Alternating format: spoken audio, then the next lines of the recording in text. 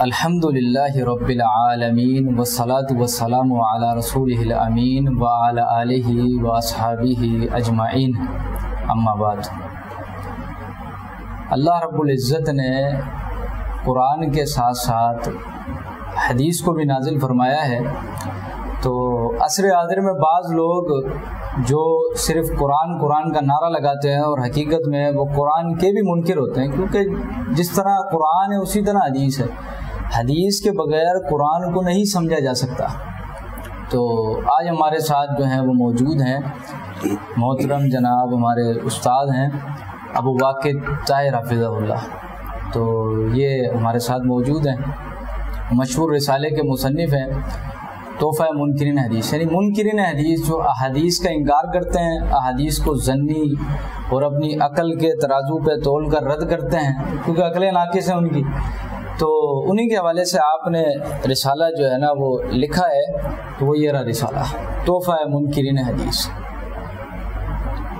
تو یہ محدث لائبریری جو ہے اس پر بھی موجود ہے، تو وہاں سے PDF کے اندر بھی پڑھا جا سکتا ہے، اور جس بھائیوں کو اگر چاہیے ہو تو وہ میرے سے رابطہ کریں، انشاءاللہ میں اس کو دے دوں گا، ہارڈ کاپی اگر چاہیے ہو اس کی۔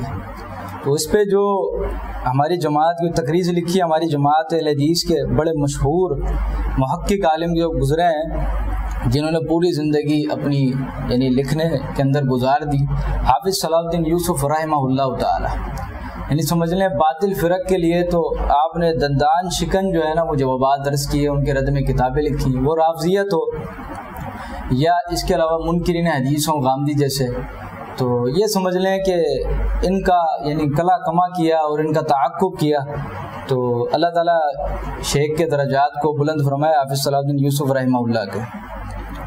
تو آج کی جو نشست ہے اس کا موضوع حجیت حدیث ہے، یعنی حدیث کی حجیت اور اس کی اہمیت، کیونکہ عصر حاضر میں پھیلتا ہوا الہاد، تو احادیث کا انکار ہوتا ہے تو پھر قرآن پر لوگوں کا اعتبار ہٹ جاتا ہے۔ اس کی وجہ یہ ہے کہ قرآن کریم نازل ہوا ہے تو اس کسی آیت کا شان نزول ہمیں کیسے پتہ چلے گا؟ تو یہ تو ایک سمجھ لیں کہ لوگ اس کو بازیچ اطفال بنا دیں گے، بچوں کے کھیلنے کا کھلونا بنا دیں گے اللہ کے دین کو۔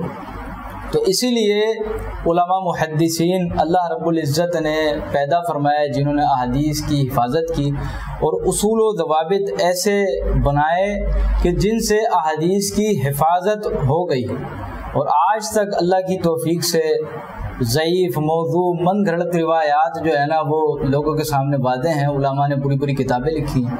تو دیکھا جائے تو احادیث کی کوئی اہمیت تھی جبھی لوگوں نے احادیثیں گھڑی ہیں، لیکن یہ کہ فی نفس ہی حدیث کا انکار کر دینا اور یہ کہنا کہ صرف قرآن ہے، تو یہ غیر مسلموں کا شیوا ہے۔ مسلمان جو ہوتا ہے وہ تو حدیث کو مانتا ہے، تو اللہ تعالیٰ نے جس طرح قرآن نازل فرمایا ہے اسی طرح حدیث بھی نازل فرمائی ہے۔ تو میں زیادہ ٹائم نہیں لوں گا، شیخ محترم کو کہوں گا کہ آپ جو ہے نا حجیت حدیث کے والے سے بتائیں کہ اللہ تعالیٰ نے جو یہ قرآن کے ساتھ حدیث نازل کی ہے اس کی کیا اہمیت ہے۔ تو یہ شیخ محترم سے میں کہوں گا۔ جی شیخ محترم۔ جزاک اللہ، اللہ کو جزائے خیر دیں۔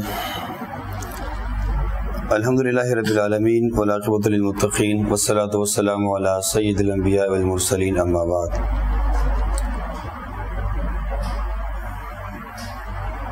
اللہ رب العالمین نے جب قرآن مجید نازل فرمایا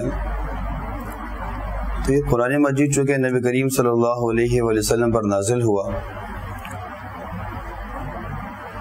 تو اس میں بہت سارے معاملات، بہت ساری باتیں ایسی ہیں جو اللہ رب العالمین نے ان کی وضاحت نبی کریم صلی اللہ علیہ وسلم کے اوپر چھوڑ دی، اور اللہ کی طرف سے حکم بھی یہ ملا کہ جو آپ کی طرف نازل کیا گیا ہے آپ اس کو لِتُبَيِّنَ لِلنَّاسِ مَا نُزِّلَ إِلَيْهِمْ، آپ ان کے سامنے ایکسپلین کر دیجئے، وضاحت کے ساتھ بیان کر دیجئے۔ اس سے ہمیں نبی کریم صلی اللہ علیہ وسلم کی زندگی کی اہمیت کا اندازہ ہوتا ہے۔ جی بالکل۔ اگر قرآن کو صرف اپنے لیے مکمل اور کافی سمجھ لیے جائے اور حدیث کا انکار کیا جائے تو پھر نبی کریم صلی اللہ علیہ وسلم کی زندگی کی اہمیت ختم ہو جاتی ہے۔ بالکل صحیح کہہ رہے ہیں۔ لیکن چونکہ اللہ تعالیٰ نے نبی کریم صلی اللہ علیہ وسلم کی زندگی کو بھی اہمیت دی اور اس بات کو واضح کیا کہ نبی کریم صلی اللہ علیہ وسلم کی زندگی کے بغیر قرآن کو سمجھنا ممکن نہیں ہے۔ بالکل۔ تو مجھے تعجب ہوتا ہے لوگوں پر کہ جو حدیث کا انکار کرتے ہیں، تو ان سے پوچھنا چاہیے کہ اگر حدیث کے منکر ہیں تو کون سی حدیث کے منکر ہیں؟ صحیح. چونکہ دیکھیں قرآن کے بارے میں اللہ نے فرمایا ہے کہ یہ قرآن اللہ رب العالمین کی طرف سے نازل کردہ ہے، روح الامین اس کو لے کر نازل ہوئے، علی قلبک، آپ کے دل کے اوپر نازل کیا.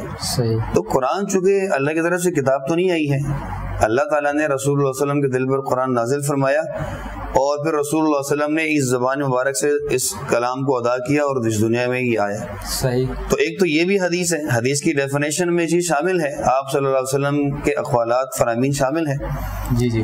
تو یہ قرآن جس کو ہمارے یہاں جو ہم اللہ کی کتاب سمجھتے ہیں، اور ہے الحمدللہ اللہ کی کتاب ہے، ہمارا اس میں شک و شبہ نہیں ہے، تو یہ بھی تو حدیث ہے. دوسری حدیث وہ جو اللہ کے نبی علیہ السلام نے اس کی ایکسپلینیشن کی اور پریکٹیکل لائف ہمیں ملتی ہے. تو جو حدیث کا انکار کرتے ہیں ہم ان سے پوچھیں کہ آپ کون سی حدیث کا انکار کرتے ہیں؟ صحیح. حدیث تو وہ بھی ہے جو قرآن ہے، اور حدیث تو وہ بھی جو حدیث جو ہمارے معاشرے میں عام ہے. صحیح. تو ہم ان سے پوچھیں کہ کون سی حدیث کا انکار کرتے ہیں، اور اگر انکار کرتے ہیں تو کس بنیاد پر کرتے ہیں. تو میرے خیال میں ہمارے ایک سوال اگر ان سے ہو جائے منکرین حدیث سے، ان کے پاس کوئی جواب نہیں ہے. اگر وہ یہ کہتے ہیں کہ حدیث 250 سال بعد لکھی گئی ہے، تو بھئی ان سے کہا جائے کہ یہی قرآن اللہ کے نبی علیہ السلام کی زبان سے ادا ہوا اور لوگوں نے اس کو محفوظ کیا، لوگوں تک پہنچا، اس کی ایکسپلینیشن کی، لوگوں نے اس کو محفوظ کیا اور یہ ہم تک اس کی ایکسپلینیشن پہنچی ہے. تو بہرحال جو حدیث کا انکار کرتا ہے گویا کہ وہ قرآن کا انکار کرتا ہے. قرآن کو سمجھنا ممکن نہیں ہے. شیخ محترم، ایک سوال یہ ہے کہ منکرین حدیث جو اعتراض کرتے ہیں کہ احادیث جو ہے نا وہ نبی علیہ السلام کے 250 سال بعد لکھی گئی ہیں، ایک یہ ان کا اعتراض ہے. دوسرا وہ یہ اعتراض کرتے ہیں اسی کے ساتھ ساتھ، ایک تو احادیث کو یعنی نعوذ باللہ من ذالک لوگوں کی نظروں سے نا گرانے کی کوشش کرتے ہیں کہ یہ اتنے ٹائم بعد لکھی گئی ہیں تو اس کی کوئی اہمیت نہیں ہے. دوسرا یہ ہے کہ وہ ایک اعتراض یہ بھی کرتے ہیں جنہوں نے ان کو لکھا ہے محدثین، ان کو کہتے ہیں وہ سارے اجمی تھے، اور پھر ان کو کہیں ایرانی سازش کہتے ہیں، کہیں کچھ کہتے ہیں. تو اس حوالے سے تھوڑا آپ بتائیں کہ یہ ان کا جو جاہلانہ اعتراض ہے. اصل میں ان کے اعتراض بتا رہا ہے کہ ان کے پاس علم کی انتہائی کمی ہے. جی جی. اس کے تو علمی جوابات موجود ہیں کہ اللہ کے نبی علیہ السلام کے دور کے قریب جو صحیفے موجود ہیں صحابہ کے اور تابعین کے. جی جی. لیکن میں اتنی علمی گفتگو نہیں کروں گا، اس لیے کہ وہ علم تو ان کو سمجھ میں آتا ہی نہیں ہے جو حدیث پر اعتراض کرتے ہیں. ایک سمپل سی آسان سی بات کہ یہ کتاب دیکھیں موطا امام مالک ہے. جی جی. موطا امام مالک کی کتاب ہے، یہ ہر جگہ مل جاتی ہے، مکتبوں میں عام مل جاتی ہے. جی جی. ان سے کہا جائے کہ اس کتاب کی ذرا تاریخ دیکھیں کہ کتاب کب لکھی گئی. امام مالک رحمہ اللہ کی جو تاریخ پیدائش ہے وہ 94 ہجری ہے. جی بالکل بالکل. یعنی اللہ کے رسول صلی اللہ علیہ وسلم 11 ہجری کو فوت ہوئے ہیں، اور امام مالک رحمہ اللہ کی جو پیدائش ہے وہ 94 ہجری، یعنی کتنا قریب دور ہے.